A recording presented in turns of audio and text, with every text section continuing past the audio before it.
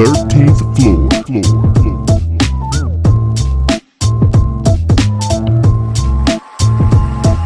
The 13th floor. Ready? Welcome everybody to the 13th floor where the furniture isn't always the best, but the views are amazing. Even Carol's fake smile is halfway amazing. I'm your moderator, B. Jones, and I got my dog, Brian Jones, on the podcast today. What's up, BJ? Everything's good, baby. Glad to be here. Absolutely. Jiggy J Days back on the podcast. What's going on, bro? What's going on, man? Another beautiful day in paradise.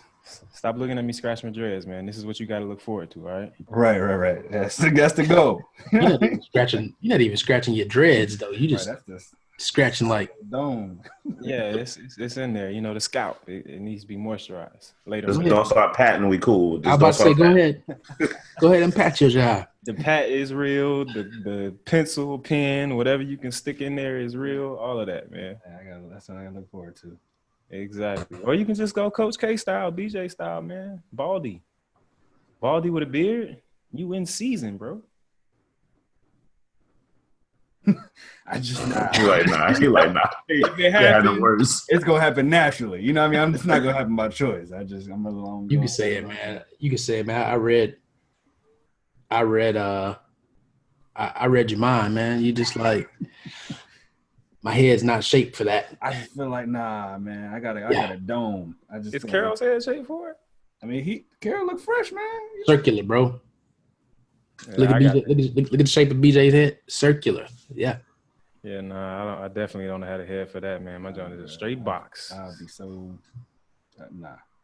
Finish the introductions. Go ahead, man. My bad. Coach K. Take care of your dreads, man. Take care of them. I'm gonna try to, man. I got these things. Got to last, bro. They say don't let them when they do your hairline. Just let them do a shadow tape. Don't let them do the. Oh, see, I don't even let nobody touch my hairline. I do my own tape and shave and all that stuff. Make sure I don't have a fro on top of my dreads. Ain't that a thing? People do that. It's a dread fro. Right. Dread fro. Yeah, nah. Yeah, dreads on top of your fro. Right. There it is, dreads on top of the fro. Yeah, nah. Keep the maintenance up. We may have to talk about you. We will talk about we love you, but Right. We will talk about you. Easy. Coach Hey, K, I'm good, man. I was gonna say, did I skip you? I don't want to skip you. No, you didn't skip me. You started, and then I interrupted you. But yeah, man, I'm here, man. I'm glad we got some people made it back in. Some people access card worked this week, last week. Yeah, man, I access appreciate card that. was getting denied. I mean, it was a great show, but you know what I mean? They were skipping. The elevator was skipping the 13th floor. It was a great show, ladies and gentlemen. If you hadn't had an opportunity to go back and catch that episode 88 where Coach K just laid out diversity and inclusion all across the board and just the spark that you might need to get it going in your life, man. Check that out. Let us know what you think. Leave it in the comments. I appreciate that, man. Listen, Jay Dace is motivating me, man. I gotta get my game up. Jay Dace is out there killing it. Nah.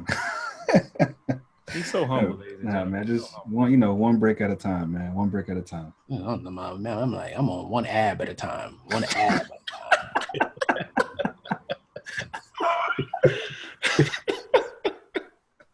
time.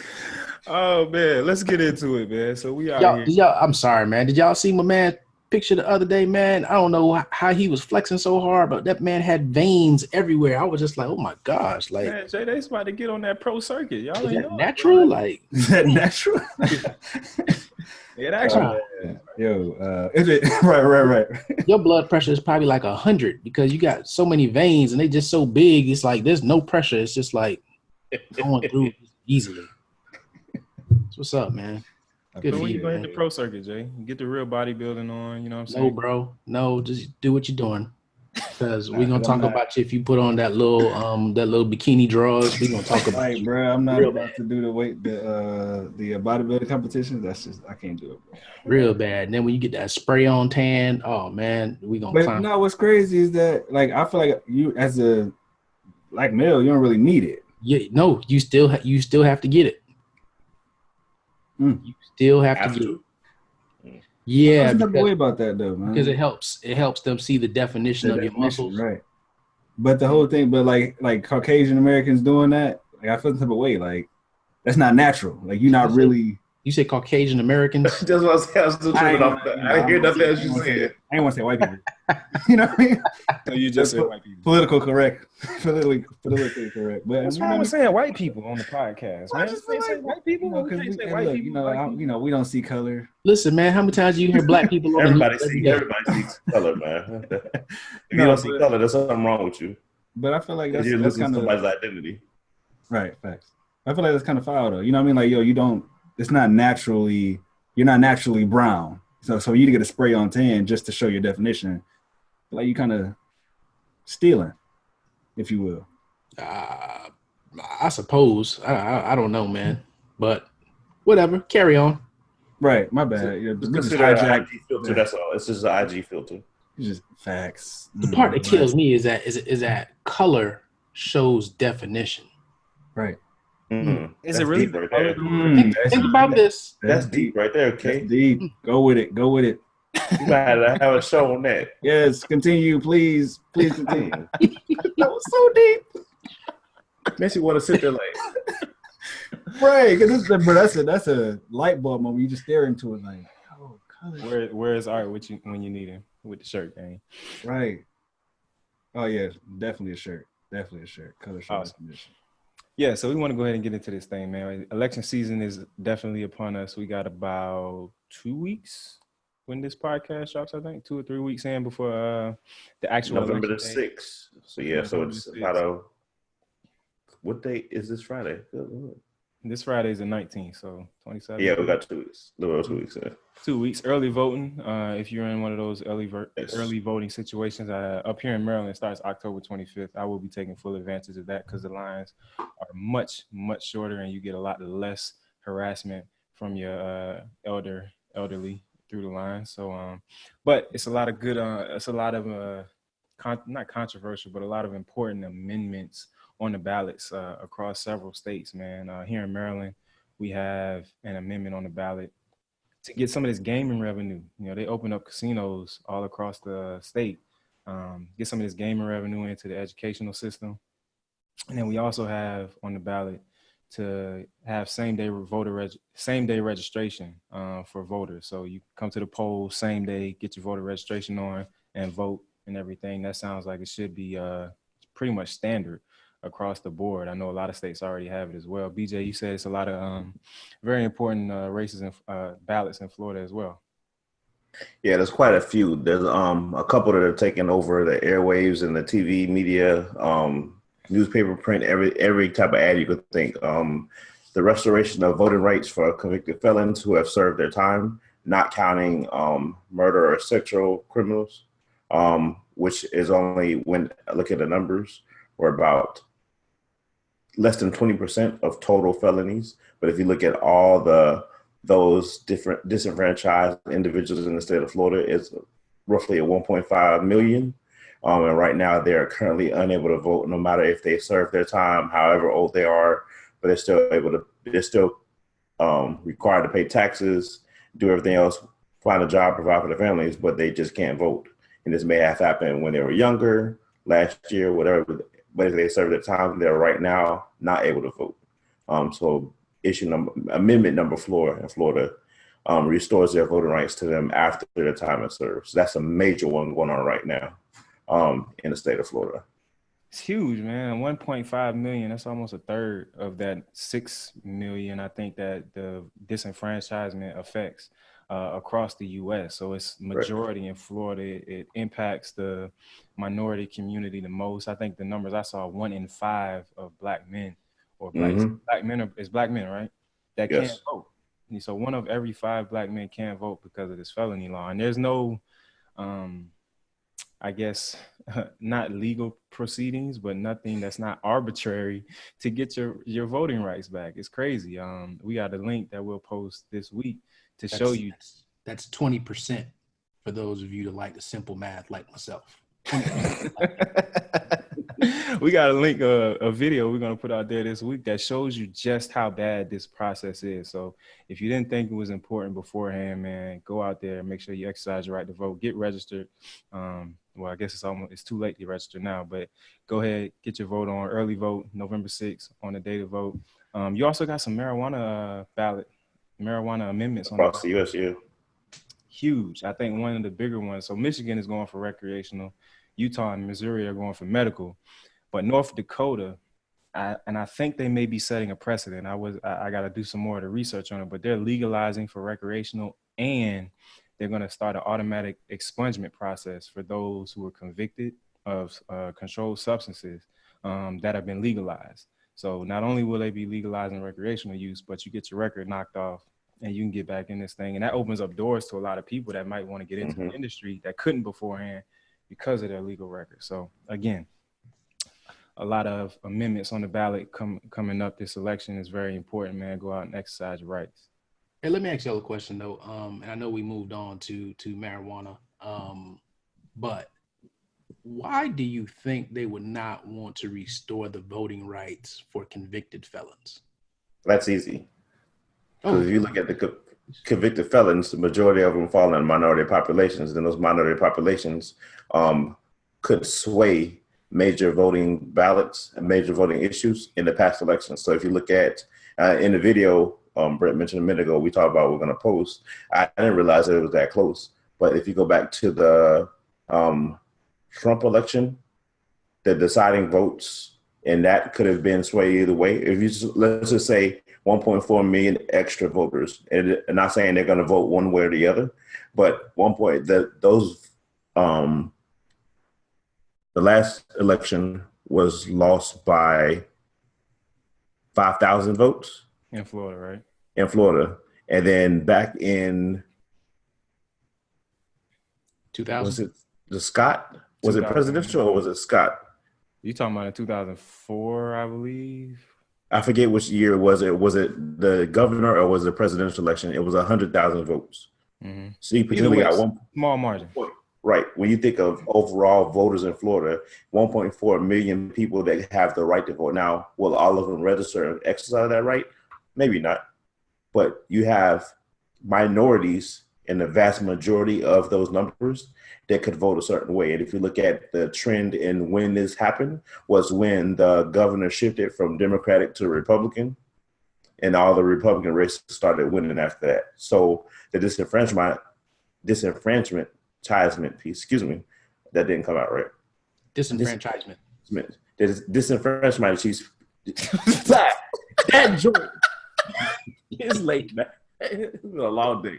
That came into play, and those minorities may be the swing votes in not letting Republican Party win in certain elections. So the idea is to keep them muffled, keep it to the point where we're granting a few, but not enough to really swing the vote, to say we're doing something, but not enough. So don't complain. We're giving some people the rights back. But the vast majority would most likely vote opposite, based on the minority population and how the minority population normally vote in the state of Florida. Right. So that's along the lines of what I was thinking. And I think that when you look at 1.4 million, that's in Florida alone? That's Florida. Florida alone. So think about, you have people who have been to the deepest part of our government, of our federal government system, the most broken part of the judicial branch. What do you think those folks are going to do? Who do you think has the most issue with the current state of our country? Right. Exactly. So obviously they're going to be very in tune with people that will come in and affect change. And yes, that would be scary if you are the current powers that be and you want to continue to be in power. So I absolutely see why they don't want to restore their voting rights. And it's crazy because it doesn't just stop there. For the longest time, you have folks in like states like Georgia. I can't remember any others, but Georgia alone, where people just weren't unaware that they had voting rights as convicted felons, so they wouldn't vote.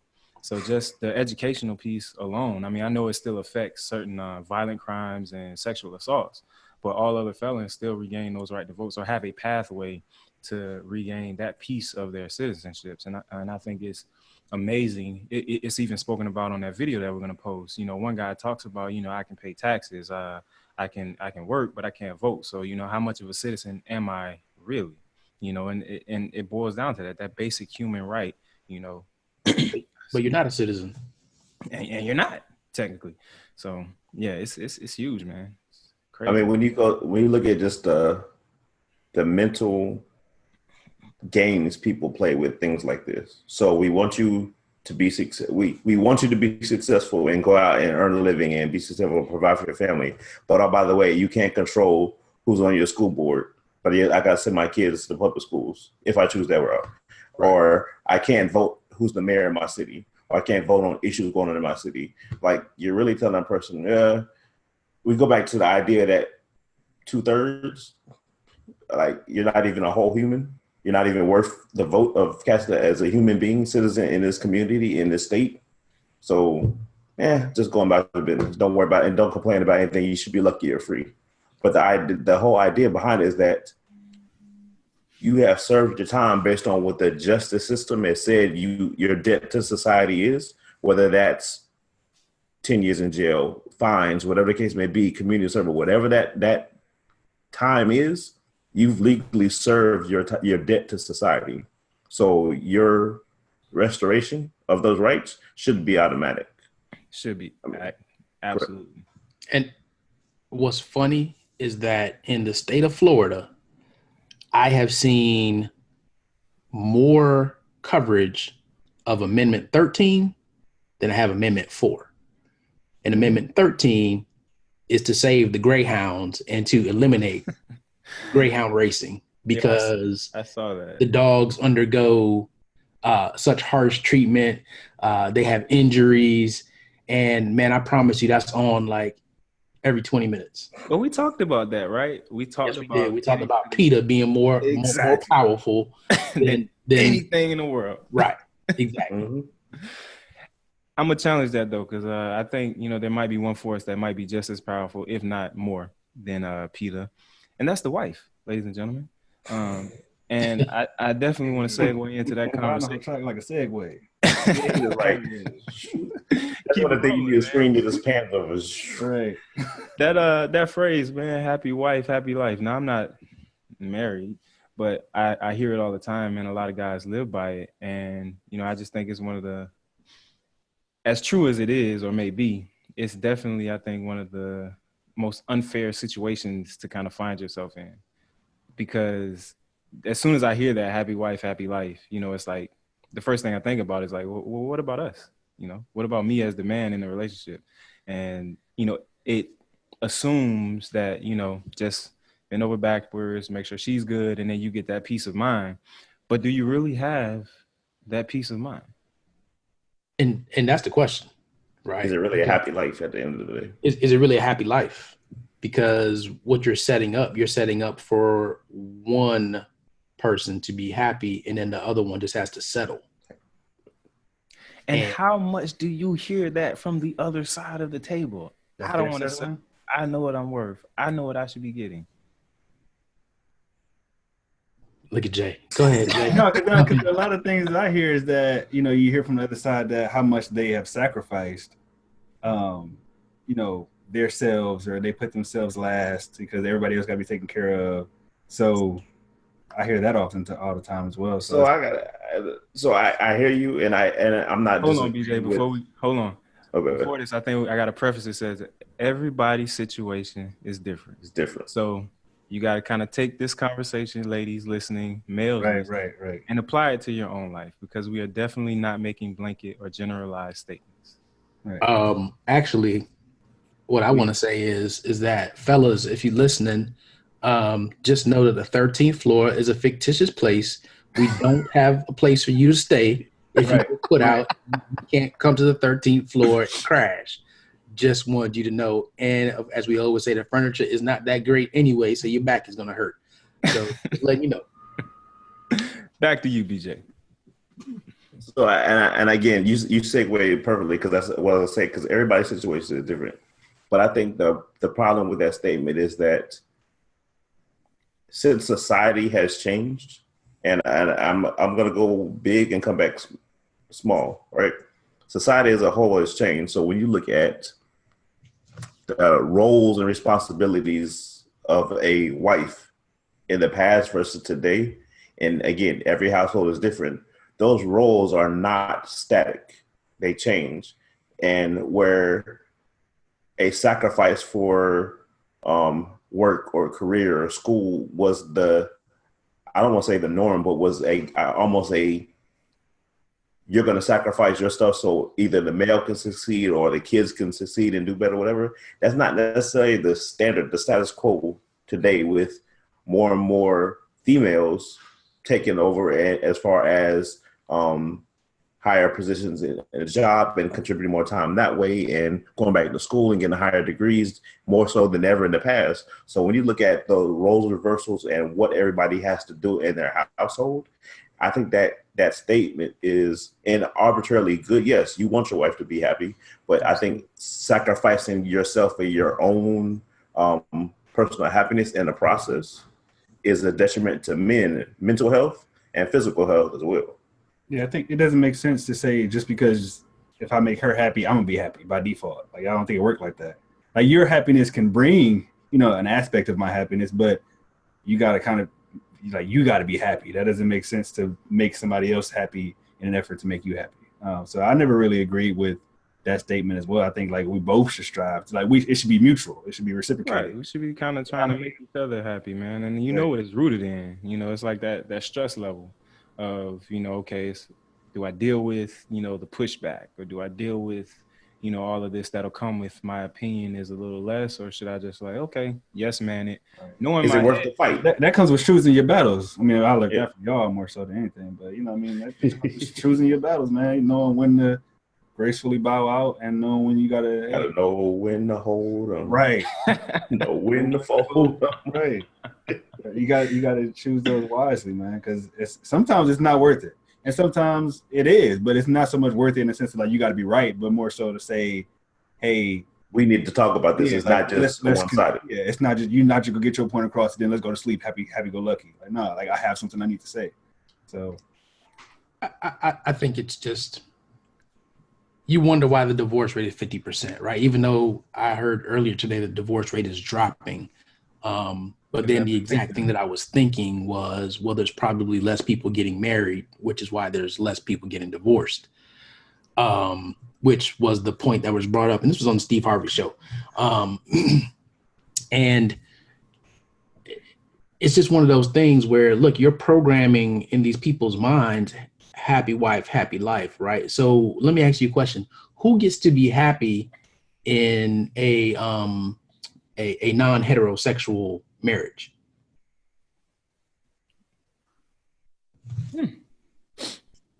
Good question. Don't know. I don't know if we all been that quiet at one time. How do we navigate? Yeah, how do you Yeah. In a same-sex marriage, who gets to be happy? And then I wonder what the divorce rate is, and maybe we need to look this up. BJ, if you could look this up at some point. What is the divorce rate in same-sex marriage? Because I'd be curious to see if when you remove that foolishness of happy wife, happy life, does it lead to an overall more happier and more happier? Does it lead to a happier and a more sustainable marital relationship?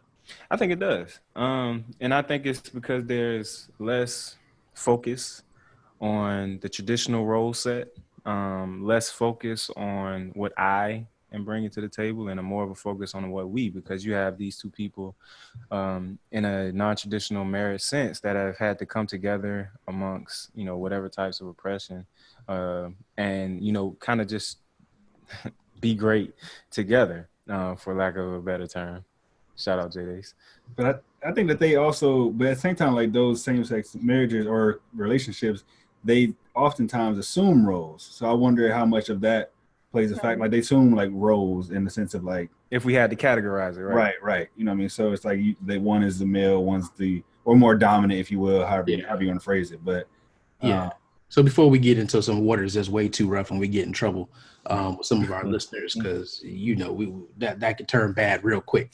But see, it's my mouth. I'm looking up facts right now. I ain't touching that one. Right, conversation. But the real point of it is if you take away that expectation and then replace it with the expectations that both parties should be happy, Right. how much more powerful is that union now? Right. And that's the question in this is, have we been programmed to have 50% divorce rate? Mm. Because most of the time when I hear it, I don't hear women saying it. I hear men saying it. Oh, saying happy wife, It's happy always life. the man. Right. Right. And, but every man But that that's because, but I also feel like that's because it goes without saying for those women, right? I'm not saying that Elaborate every on woman. I'm not saying that every woman subscribes to that and expects that as long as they're happy, everybody will be happy. But for the ones that do, what I'm saying is, man, you made me lose my point. Jay, save me. I lost it. Well, what I Got thought you were gonna say was that, when you said that the women automatically subscribe to that, not that they subscribe to the Oh, fact they don't have to say it. I was saying that they don't have to say it because it's put out there so much. It's promoted so much already. It's just a default state, so they don't have to say it. So what I was thinking that you were going is that because they have an understanding that they kind of do sacrifice a little bit more or do go, the extra mile to kind of some be submissive or just, pour into the relationship a little bit more than some men do. Because what I was going to say is that typically when I do hear men say, oh, happy wife, it's usually men in what, excuse me, can be considered or seen, a less than ideal situation or whatever. So really, like I said, all that they're trying to do is alleviate some level of stress that they may assume if they go against the grain, so to speak. Yeah, but are you alleviating that stress or are you internalizing it? Exactly. Yeah. And if you what actually quality of spoke life up- is that? If you actually spoke up or expressed whatever concern it was, had an open and honest conversation, would things change a little bit? Right. And for the women that aren't going to check, right, on the level of happiness of your husband, how happy are you when your husband checks out before you do and leaves you by yourself because he died from a heart attack or from chronic stress? How happy are you then? So for the longevity and for the sustainability of your happiness, it's in your best interest to check on his happiness. And we know, look, we have communication issues and we don't always communicate well with each other. But I think that needs to be why people go to counseling, right? Not for when something goes wrong. Let's go just for a checkup to see, okay, hey, are we both happy in this? Are there some other things we can do? And not wait until, we're at DEFCON 7 or, it's red alert before we go do it.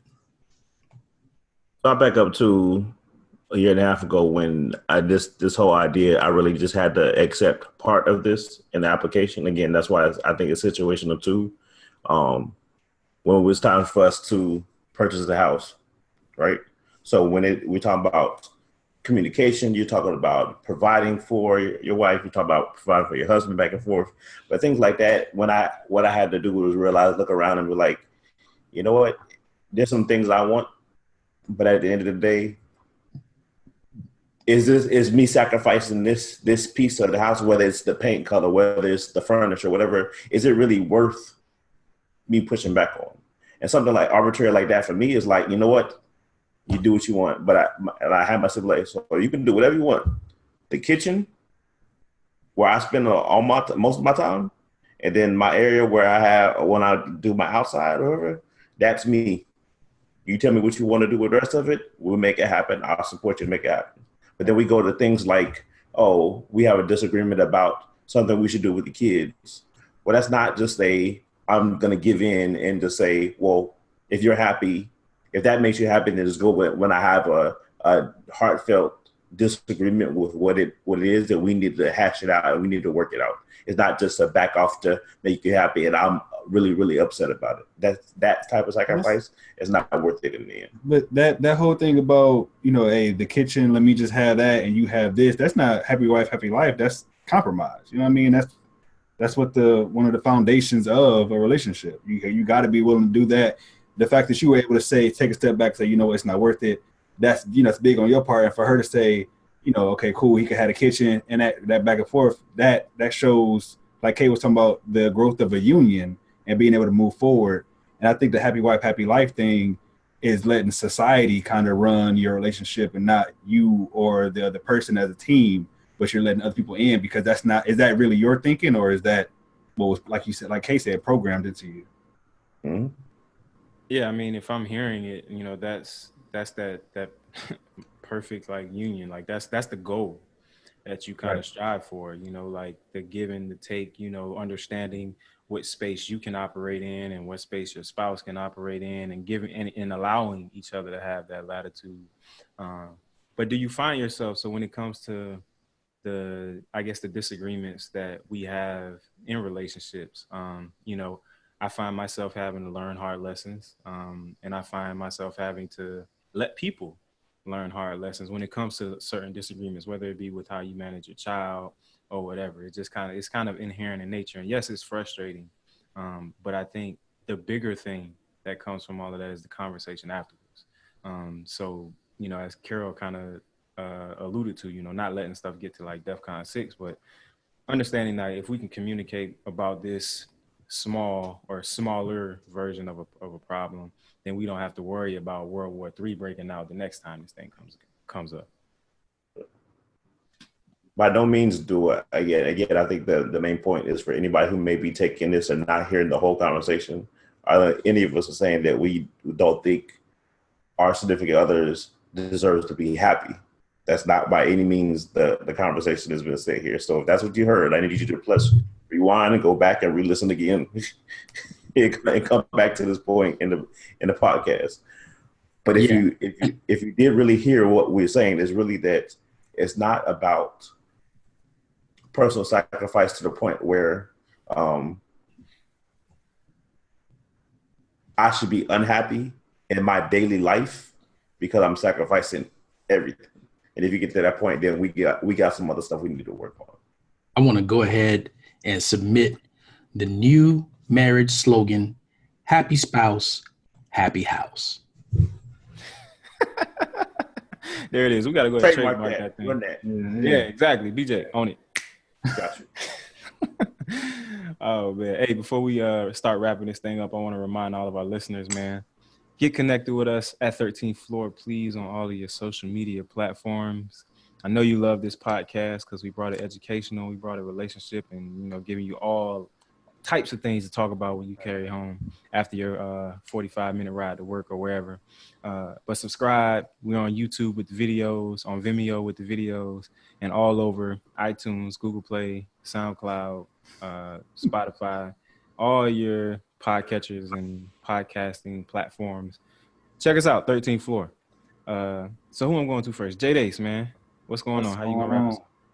Oh, yeah. So, quick, something that you can incorporate, in your weight loss goals, weight loss journey, contrast showers. This is something that I implement in my routines. That's cold showers. I'm trying to introduce that cryotherapy. I know that's kind of scary when you think of it, cold showers, like, bro, I'm not doing that. But what it actually does is activates your brown fat or your brown tissue, the fat tissue. And this is metabolically active tissue and helps to burn calories. So you're just sitting there in the cold, and the brown fat is being activated, trying to heat your body up, and it helps to burn more calories, even whether it's after a workout or, just doing it on the regular. It helps with stress, helps to, decrease stress levels and things like that. So I'm sorry, to be strategic about it though. So when you're in the shower, I don't know about it decreasing the stress level because it does. So because you're going from a warm environment to a cold environment, so your body's kind of getting not shocked, my body's gonna but be a shock. very... You know what I mean?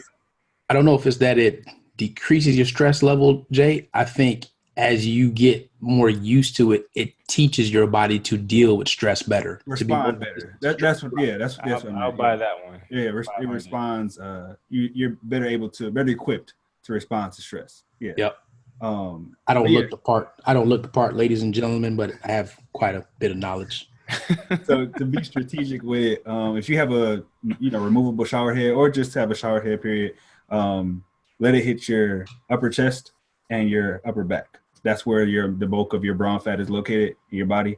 So that's where you're muted, BJ. I said, say that one more again. So your upper chest and your upper back. Take the shower head. You didn't take the shower head off. If you have a You have a removable, if you have a removable. Oh, okay. I thought you meant like unscrew up, like But- let the water, like. Actually, Jay, to get it activated though, you have to include your head in there. You have to include your head. So it's not really to your advantage to take the shower head off because you listen, man, y'all, I don't even know where y'all going right now. Jay, you stay with me, right? You have to include your head, right? Because listen, so in your head is the temperature controls. That's why they always tell you keep your head warm and the rest of your body will be warm. So you have to expose that to the transition in the temperature of the water. Okay. I didn't know that. I didn't know that. Try it tomorrow, Jay. Look at that. And the tag I team. gotta, man, I'm probably gonna say this wrong, man. There's a breathing exercise that you can do because when you transition from the hot to the cold, all of a sudden you feel like you can't breathe very deeply, like you breathe real shallow. So there's I think it's called the Hoffman exercise. I think it's called. We'll put the right thing in the show notes, but basically you practice like very quick breaths, and then that prepares you for the transition. And when you do the transition, all of a sudden you feel like you can breathe normal. And the goal should be to where you breathe normally when that cold water hits. Right. All I think about is those ice baths I used to have to take after track practice. And you're absolutely right. It's the greatest thing for the muscles, from the legs and everything. Right. So the restorative process that, it just increases blood circulation and everything, man. So it's crazy beneficial. It's not the most comfortable thing, but it's crazy beneficial. There's actually a gang of cryotherapy centers in Chicago. So I'm definitely going to go try it out. I'll let y'all know. Man, just go outside between the months of November. Let us know before you go. Right. Just go in. You got out there and freeze your whole entity for the next 20-something years. Oh, man, come back like Captain America. That'd be awesome. Coach K, man, take us home, baby.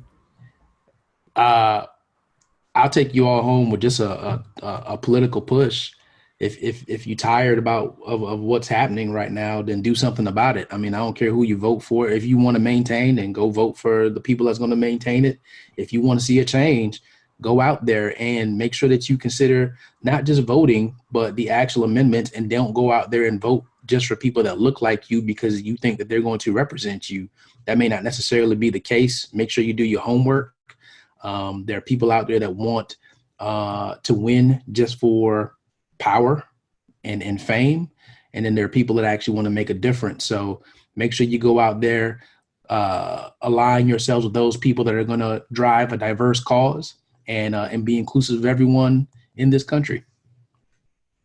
There it is, ladies and gentlemen. We are done here on the 13th floor where the furniture isn't always the best, but the views are amazing.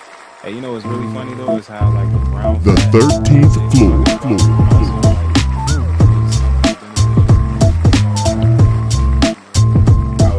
The 13th floor.